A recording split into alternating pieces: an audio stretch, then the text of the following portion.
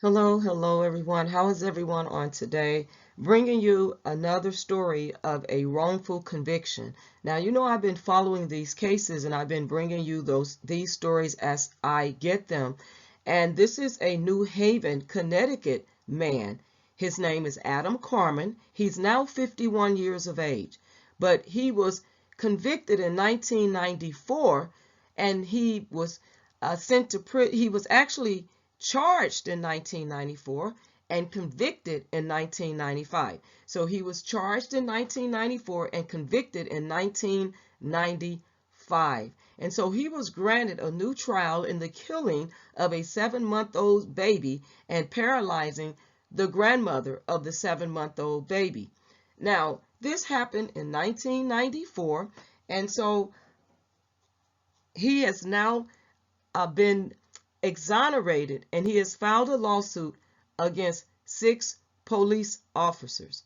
And these stories continue to dishearten us as people that continue to follow these stories, because when evidence is withheld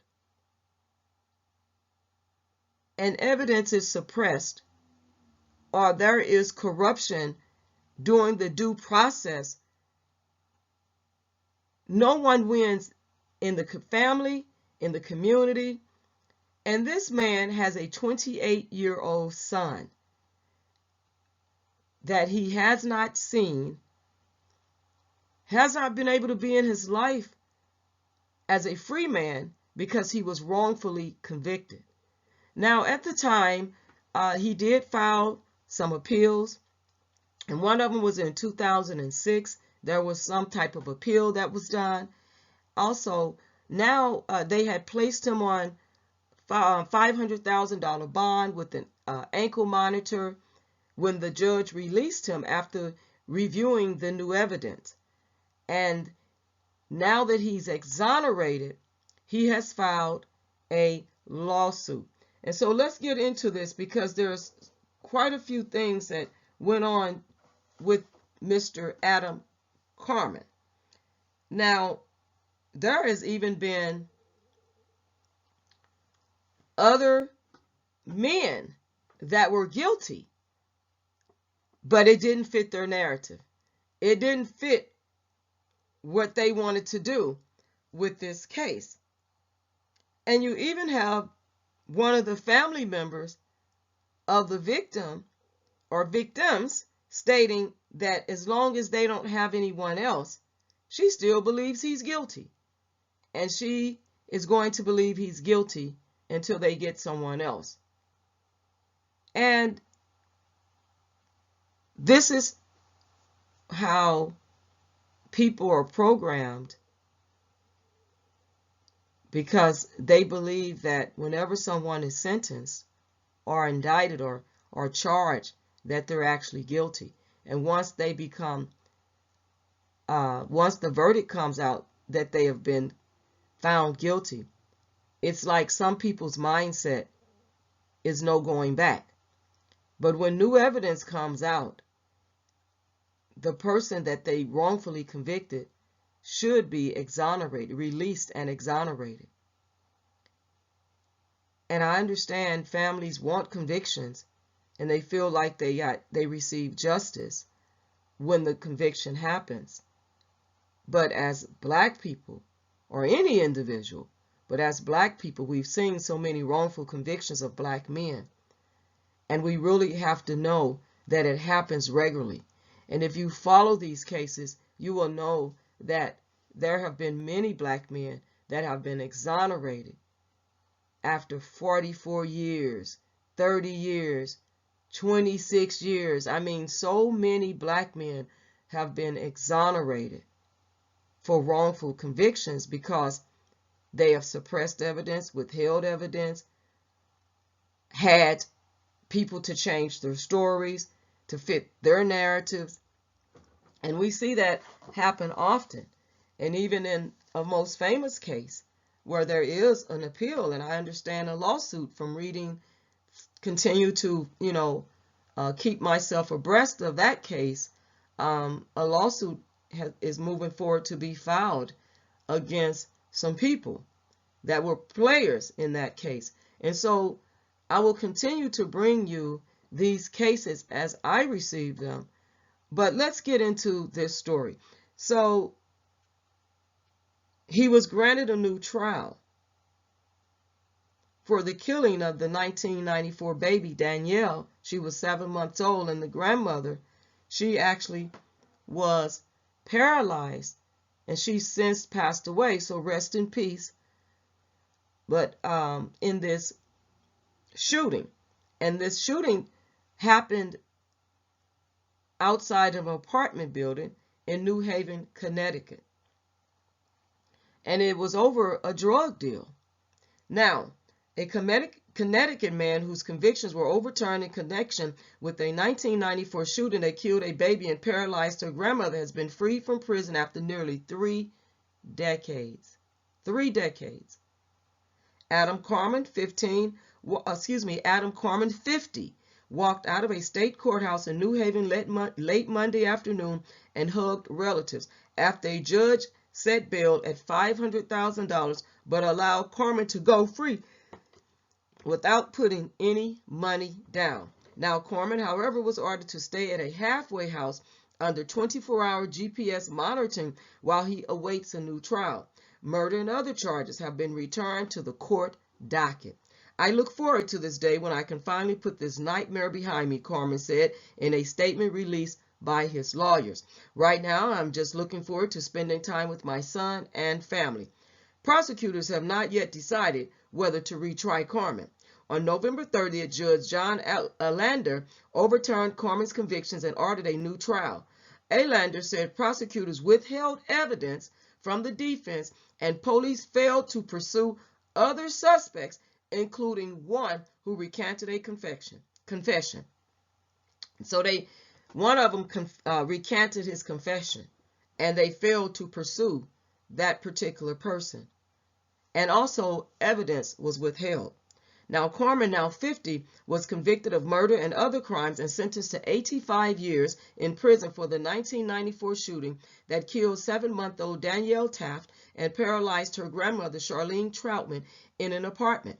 A gunman outside the building fired more than a dozen shots into an apartment window. The case drew statewide attention to the problem of urban gun violence and was mentioned by former Governor Lowell P. Weaker, Jr. during an address to the state legislature.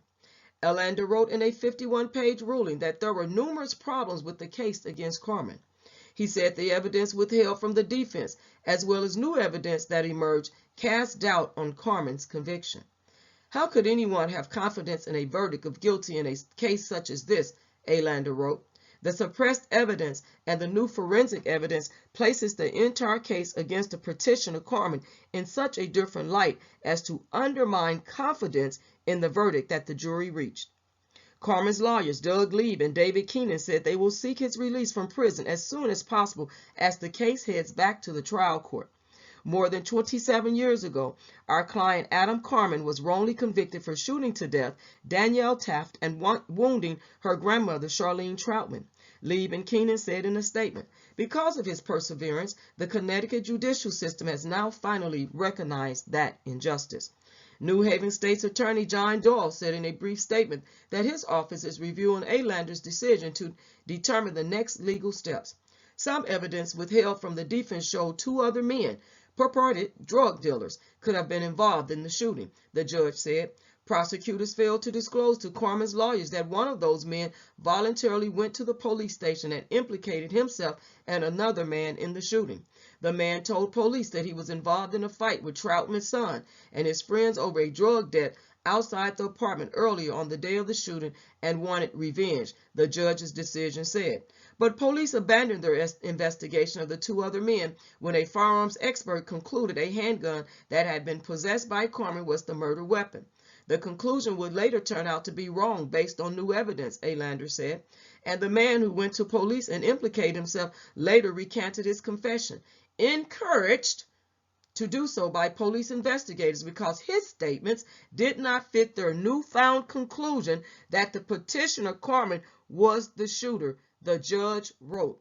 There was also problems with the identification of Carmon as the shooter by witnesses, Alander said. The jury was told that a key witness looking at photos provided by police identified another man as the shooter, the judge said, and that witness later identified Carmon as the shooter as a patently suggestive and highly biased court hearing, he said.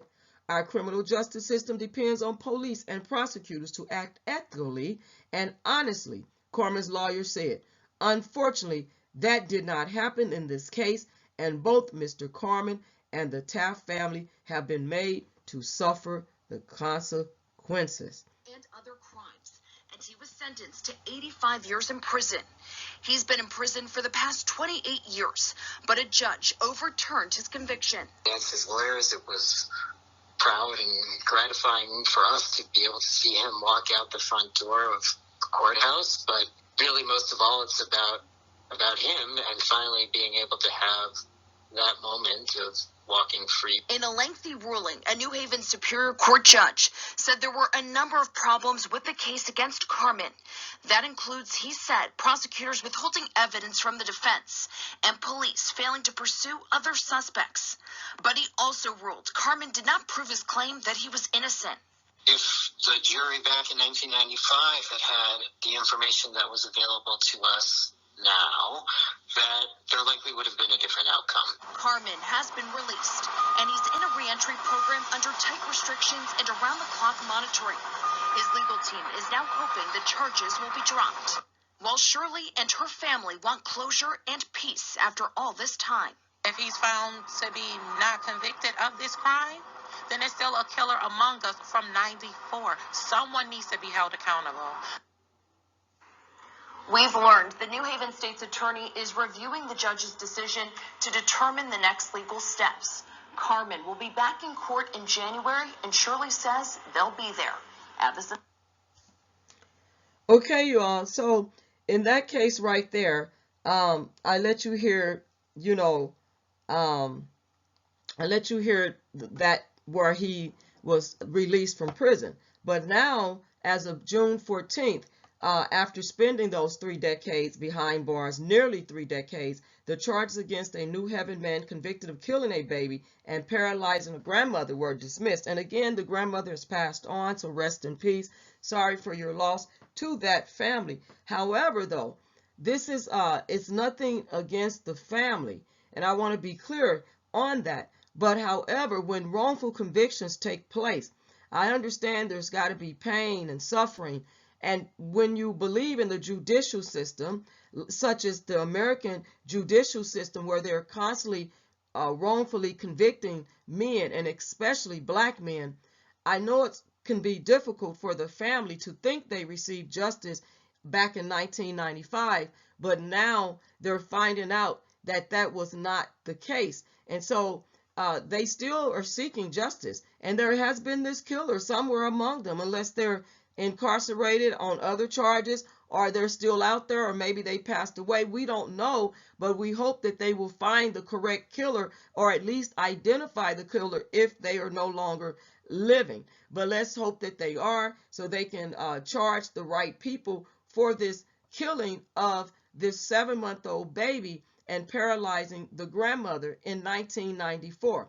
But Adam Carmon spent 3 decades behind bars, and he's maintained his innocence from the start, and he walked out of court in New Haven Tuesday a free man. He says, "I'm just glad to be home with my family and move on." And in February of 1994, that's when he was arrested.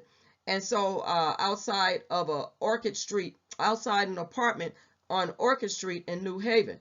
Now, this was 29.5 years of his life behind bars for something he had nothing to do with.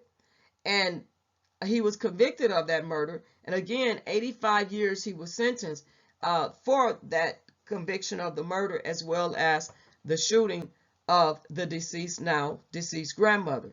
So in 2022 of November, his conviction was overturned by a New Haven Superior Court judge, citing new forensic evidence and issues in the case against him.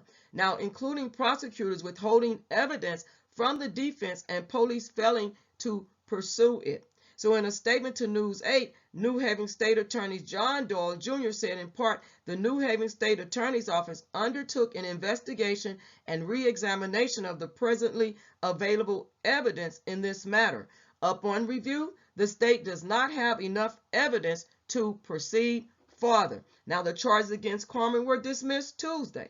This case is over. Doug Lee, one of Carmon's attorneys, said, Mr. Carmon is exonerated.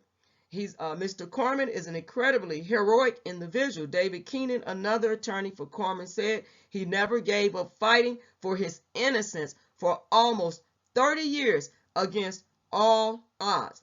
But the family of Taft and Troutman are left numb and without closure. I just keep apologizing to them because I really thought we had the person that did this, Shirley Troutman, Danielle's mother, said. Shirley Troutman pleads for answers, hoping someone knows who did this to her little girl and mother. I need peace for me, my daughter, and my mother and my children. Troutman asked the public to come forward and share what they know. We went from resting in peace to no justice, Danielle's cousin Angel Hubbard said. How do you explain that someone was held accountable and now there is nobody held accountable? New Haven Police Chief Carl Jacobson said they'd look for any leads. We will take another look at the case and do everything possible to make sure justice is served, Jacobson said. Taft and Troutman's loved ones said they would keep the faith that justice would come. I really feel that somebody's going to say something, Hubbard said. Something is going to come out of this. And they're seeking from the public any answers. But also, I want you to know that in another article, one of the family members stated that she still believes that he is guilty until they, again, as I stated earlier in this video, in the beginning, until they find the real killer or killers or the shooter, they still believe that he is guilty. And I still want to reiterate that we see so many wrongful convictions, especially black men. And we see this happening over and over again where evidence is suppressed, where the officers get them during the interrogation and the interviewing of the investigation to get people to change their statements, even though they have already stated and admitted guilt. And even other suspects have been identified in lineups. They go back and get them to say, no, you know, this is really the person. It's not that person that you identified. And this is so wrong on every level. So this man actually has filed a lawsuit after 30 years. He files this lawsuit against New Haven, Connecticut, against 6 police officers. It's a civil rights lawsuit against the city, and 6 former police officers. It was filed in court on Monday. And this is actually an updated story. As I stated to you, there are several stories attached to this. So he filed this lawsuit yesterday on July 18th.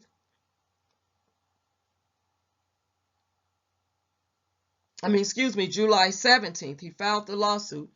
And the story was updated on July 18th. But the lawsuit was filed Monday, which was yesterday, July 17th. Okay, and so he filed it in federal court. He claims that the city of New Haven and the officers violated Adam Carmon's constitutional rights by fabricating evidence against him and that they hid information favorable to his defense. And see, this is the thing, is that there was evidence out there that would have been favorable to the defendant, who was Adam Carmon at the time on trial, and they withheld evidence. They kept that evidence back, which would have been favorable. And we see that, like I said, in another major case where evidence was held back, which would have been favorable in this major case.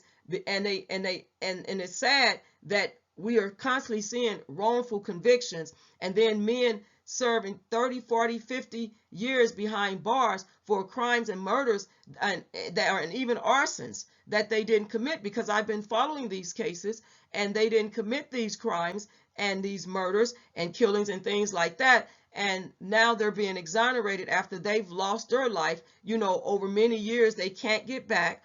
They weren't in their children's lives. They wasn't able to raise their children, nurture them, be there for the aches and pains and of growing up and trials and tribulations of entering adulthood. They were not there to be able to raise their children, you know, and now they have to start all over. Now, Mr. Carmon does work. He does have a job, and his son is actually by another woman, but he's going to get married to the woman that he was involved with before he went to prison.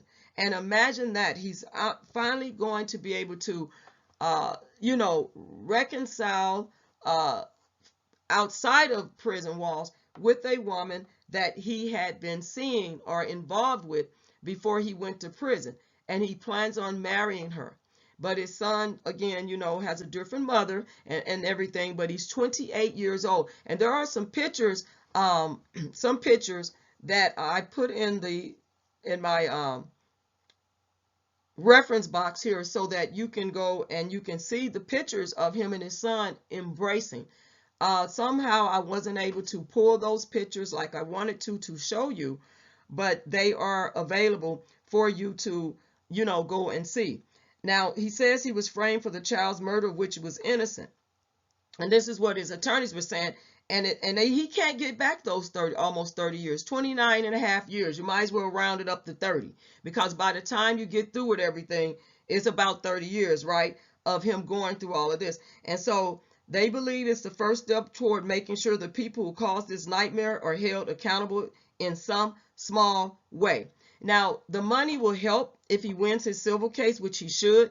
And based on the laws in those states, how much money they will get, or he will get, and his attorneys, you know, are going to get some of that money because they represented him, of course. But it doesn't take back the time that he lost in the community with his family, being able to live his life and having to start all over. And who's to say that he could have went to college or, you know, and, you know, did something totally different with this life. You know, there's a lot of stuff, possibilities. And when someone is wrongfully convicted, all of those positive possibilities are taken from that person, their livelihood, their family. Wrongful convictions not only affect the families of the victims and the person that's being accused, but it also affects the community. It affects the community in such a bad way too. And we have to see, you know, we have to understand that as well, and be, you know, recognize and be aware of that. And so during the new trial, because he was eventually granted a new trial, former Assistant State's Attorney Cecilia Bratton, who signed the original arrest warrant, testified that a detective withheld evidence from her. And so she actually did a press, interview. She did an interview, and she said that she would never have signed it if she hadn't known, that there was additional evidence, because it was held from her as well. And so they are seeking, his legal team, Carmon's legal team, is seeking compensatory and punitive damages. And this is what he said here, the attorney. Too many black men in New Haven have been wrongfully convicted. Too many of them. Too many black men in New Haven have been wrongfully convicted. And it's not just New Haven, but, you know, it's not just New Haven. It's all over. Too many black men are being convicted of crimes they didn't commit, And so, and too few have received justice too slowly. And this is what I was saying to you all when I did the video on Bonta, the state attorney out of California.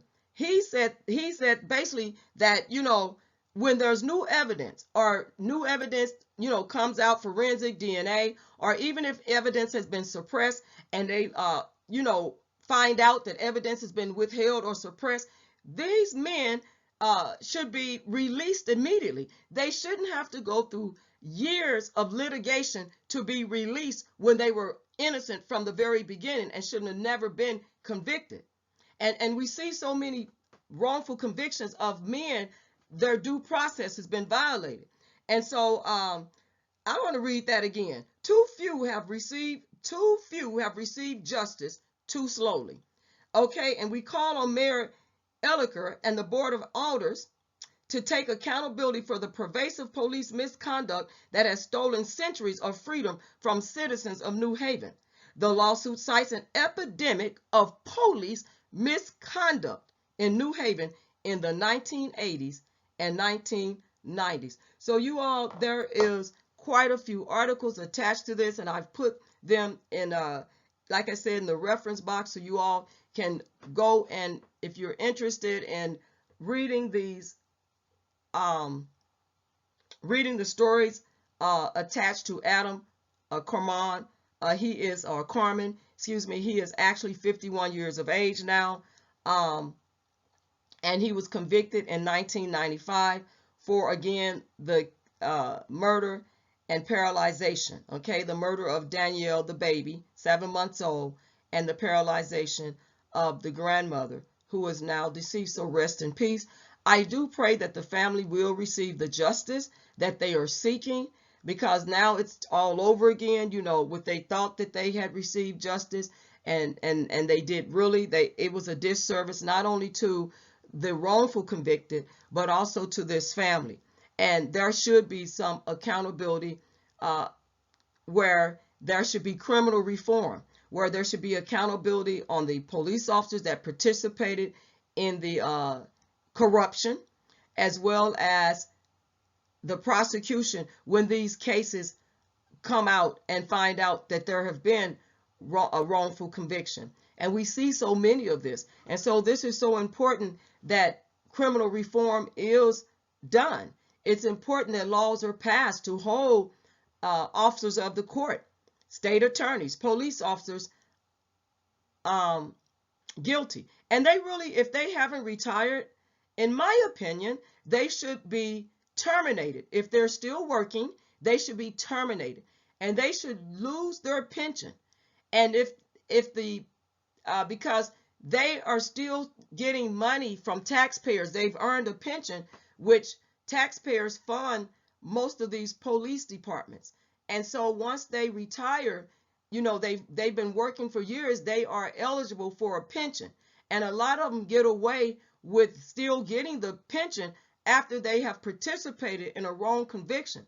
Not only that, their state certification of a police officer should be revoked, so they can't go anywhere else and get another job. Wrong is wrong, and we have to start holding people accountable that are participating in wrongful convictions. And we have to place the responsibility and accountability back on where it belongs. And when it comes down to taxpayers' money, and you all know I've spoken out about that with that Brett Favre stuff, with the Department of Mississippi, and I have an update for you all on that in a different video. But however, they should not be able to happily live freely in retirement or continue to work and build a pension for them to retire and live happily ever after. They should face some type of hardship and accountability, you know, for their participation in wrongful convictions. And if the government or the man-made, you know, judicial system here is not going to do it, we also know that God is going to hold people accountable, even if they, in their mind, say they go, well, you know, I know I did it, God, I'm sorry. God's still going to hold you accountable. There are consequences for sinful behaviors and wrongdoing. There actually is. And so, but we hope to see them being held accountable, you know, under the laws of the land. And that's what should really happen. So with that being said, you all, please leave your respectful comments below. Let me know if you know anything about this case, or you remember this case back in 1990, excuse me, this murder, killing and the paralyzation of this grandmother. If you know anything about it when it happened in 1994, if you remember anything about it, and then Mr. Adam Carmon was convicted in 1995. If you know anything and you remember it, I would love to hear your respective views on it. Leave your respectful comments below. Don't forget to rate, give the video a thumbs up, and don't forget to share this video. And if you are passionate about criminal reform, also let me know that too. You know, if you're passionate about it, what are some of the things that you may be doing to try to speak out and to help with this? And what do you see moving forward in your state when it comes to these wrongful convictions? And I know that there's been family members that have been affected by wrongful convictions where they've been in jail, incarcerated, and they have been released. Some have served time and are working on appeals. And so if it hasn't happened to you, always be mindful that when it happens to another family that's going through it, we don't take anything from the victims that have suffered. But when we know that we know that we know, or if someone knows they're innocent, they have a right under the Constitution to appeal their wrongful convictions, to ask for a new trial. They have a right to stand, on the grounds that they are innocent when they're truly innocent. They have that right. So we have to remember that if you are the family of the victim, please understand and remember that, and that they have those rights as well. And really, once you find out someone's been wrongfully convicted, ask the victim's family. It is better to seek criminal reform, try to help, change laws to hold people accountable. Because not only, like I said, that it affects the party that is innocent, that's been convicted, wrongfully convicted, but the victim's family as well is, affected by it too. And so somewhere coming together to work for the good, to have criminal reform and to hold the real people accountable for the corruption. And it goes back to the judicial system. So again, with that being said, you all, please leave your respectful comments below and let me know what you think and your views. And I will be back with you soon. God bless you all. Have a beautiful day.